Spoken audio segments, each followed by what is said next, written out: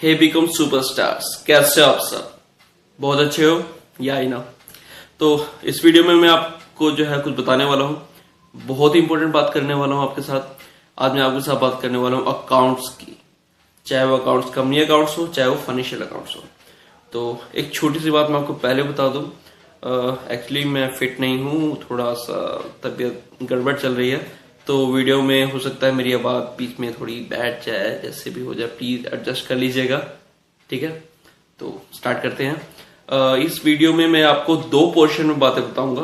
पहला portion important है, second portion वो भी इंपॉर्टेंट है।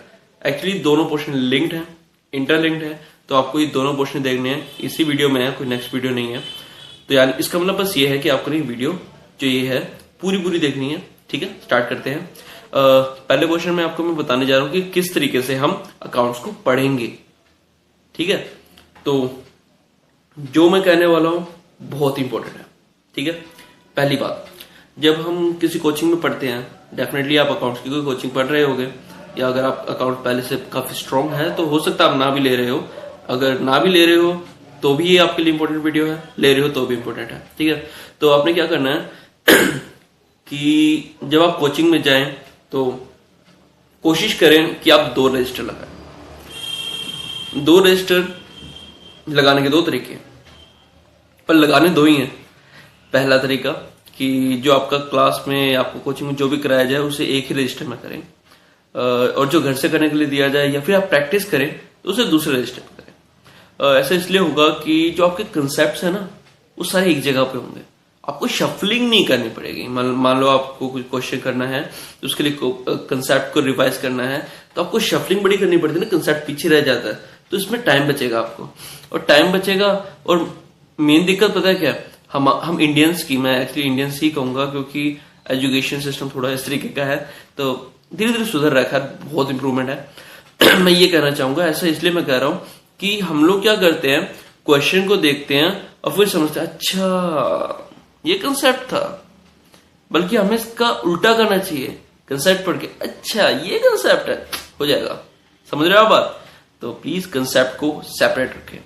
पहला तरीका ये है कि क्लास का रजिस्टर अलग और अपना होमवर्क के लिए अलग, प्रैक्टिस के लिए अलग, या फिर आप 2 रजिस्टर लगाएं जिसमें पहला रजिस्टर सिर्फ कंसेप्ट का होगा, उसमें जो भी कंसेप्ट कराया जाए वो प्रॉपर आप लिखें, और प्रैक्टिस के लिए चाहे वो क्लास में करें या घर पे करें, वो उसके लिए अलग रजिस्टर लगा दें।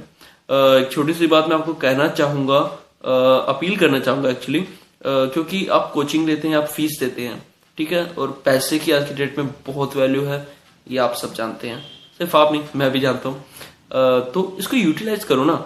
अगर आपने फीस दे रखी है तो यानी कि आपने उसका इतना टाइम ले लिया है, 1 आवर 2 आवर जितनी घंटों की भी क्लासेस होती हैं, वो आपने उसका परचेज कर लिया है।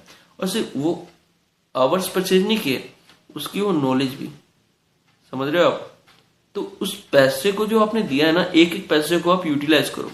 अगर आपको कोई कंसेप्ट नहीं क्लियर हो रहा है, you have right to ask, so raise your hand and ask.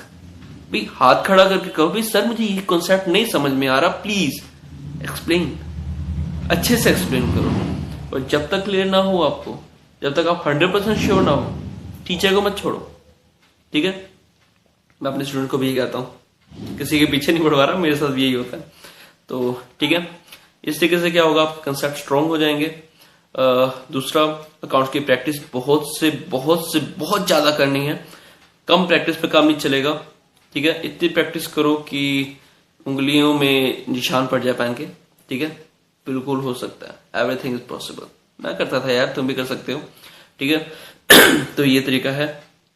उसके बाद तीसरा पॉइंट जो मैं आपको बताऊंगा, ये तो हो गया कि हमने प्रैक्टिस करनी कैसे है, ठीक है? कंसेप्ट वाइज चलना है, कंसेप्ट अलग रजिस्टर बनेगा, चाहे वो क्लास का रजिस्टर बनाओ चाहे कंसेप्ट रजिस्टर बनाओ, और प्रैक्टिस जबरदस्त चलेगी, ठीक है? ये तो हो गया पॉइंट किस तरीके से पढ़ना है, ठीक है? और हाँ, मैं एक वीडियो लेके आऊंगा इंपॉर्टेंट चैप्टर्स बताते हुए, बट फिलहाल ये वीडियो है कि किस तरीके से स्टडी करनी, ठीक है ना? तो अगला पोर्शन जो है अब मैं बताऊंगा कि एग्जाम के टाइम पे कैसे पढ़ना है, एग्जामिनेशन हॉल में नहीं, एग्जाम टाइम पे, यानी कि कल आपका एग्जाम है और आज आप पढ़ रहे हैं तो कैसे पढ़ेंगे, ठीक है? सिंपल है। प्रैक्टिस तो आप करते हुए आ रहे होंगे और आई थिंक एग्जाम से पहले आपने बहुत करी होगी। तो एग्जाम टाइम पे क्या पढ़ना है? कंसेप्ट पढ़ना है। क्या पढ़ना है? कंसेप्ट पढ़ना है। एक चीज हमेशा दिमाग में रखिएगा, कंसेप्ट से क्वेश्चन बनता है बट क्वेश्चन से कंसेप्ट नहीं बनता। ठीक है, ओके। तो एग्जाम टाइम पे क्या पढ़ना है, कंसेप्ट पढ़ना है, बहुत अच्छे तरीके से पढ़ना है। ठीक है ना, क्वेश्चंस हो जाएंगे, डोंट वरी, बहुत अच्छे से होंगे। ठीक है ना, ये हो गया। उसके बाद अगला जो टॉपिक है, अब मैं आपको बताऊंगा एग्जामिनेशन हॉल में क्या करना है। ठीक है, और बहुत ही इंपॉर्टेंट टॉपिक है ये। बच्चों की हवाइयां उड़ जाती हैं, यार पढ़ के आया था पर हुआ नहीं, हो नहीं रहा, क्या करूं। शॉर्टकट तरीका बताऊंगा, मतलब शॉर्टकट नहीं, एक्चुअली मैं आपको सिखाऊंगा मार्क्स को चोरी कैसे करना है। ठीक है ना, अगर आपको क्वेश्चन नहीं आता तो उसके लिए मार्क्स को चोरी कैसे करना है ये भी मैं सिखाऊंगा। सबसे पहले जो क्वेश्चंस आपको आते हैं ना, उसे सिर्फ करो मत, उसको समझा डालो टीचर को कि भाई ये क्वेश्चन ऐसा है, इसको मैंने ऐसे सॉल्व किया है, ये इसके वर्किंग नोट प्रॉपर। सबसे पहली बात, शीट्स पढ़नी है तो प्रॉपर एक्सप्लेन करो, क्वेश्चन को सॉल्व करो और वर्किंग नोट प्रॉपर ले दो। ठीक है, कि सामने जो टीचर जो आपका एग्जाम चेक करे ना, उसे मतलब अपना दिमाग लगाने की जरूरत ही ना पड़े यार, बस अच्छा ये चीज है, ऐसे है, ठीक है, हो गया, राइट। ये तो हो गया अब जो आपको आता है। अब जो नहीं आता उसका क्या करना है। अब ये वो इसमें ना दो कैटेगरीज आ जाती हैं। पहली कैटेगरी वो जो कंसेप्ट तो आता है, कंसेप्ट मतलब क्वेश्चन करना आता है बट क्वेश्चन सही नहीं कर पा रहे हो। और दूसरा जो कैटेगरी है उसमें आपको कंसेप्ट ही नहीं आता तो क्वेश्चन आने के तो सवाल ही नहीं है। तो मैं सबसे पहले कैटेगरी 1 पे आऊंगा। कैटेगरी 1 वालों, आपने क्या करना है, क्वेश्चन को पूरा ट्राई करना है, क्वेश्चन को पूरा ट्राई करना है सोल्व करने का। यानी कि लेजर्स मान लो अगर आप बना रहे हैं तो प्रॉपर लेजर बनाइए, A to Z कंप्लीट।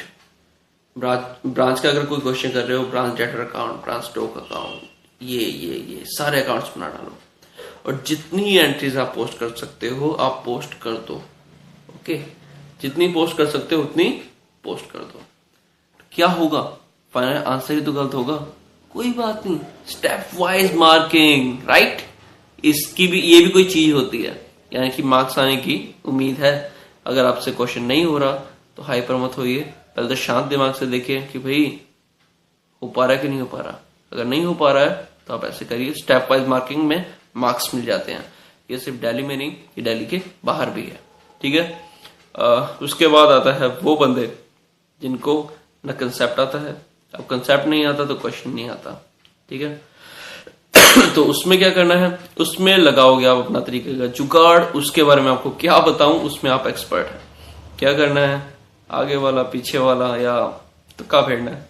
ठीक है, तो क्वेश्चन पर हाँ ये चीज देख लीजिए, 100% जो है अटेम्प्ट करके आना है तो बिल्कुल पास होने की उम्मीद बहुत ज्यादा बढ़ जाएगी। टाइम मैनेजमेंट के साथ चलें तो अकाउंट सबसे ज्यादा स्कोरिंग है। ठीक है, उम्मीद है आपको मेरी टिप्स और ट्रिक्स समझ में आई होगी। अगर आपको कोई ये वीडियो पसंद आती है तो please please please please please like करें। और अगर आप कुछ अपनी एडवाइस देना चाहते हैं, यू आर फ्री, आप नीचे कमेंट बॉक्स पे दे सकते हैं, मुझे मेल कर सकते हैं, मुझे इंस्टाग्राम कर सकते हैं, मुझे फेसबुक कर सकते हैं। ठीक है, I am waiting for your comments, messages. ठीक है, thank you so much for watching. जय हिंद, जय भारत।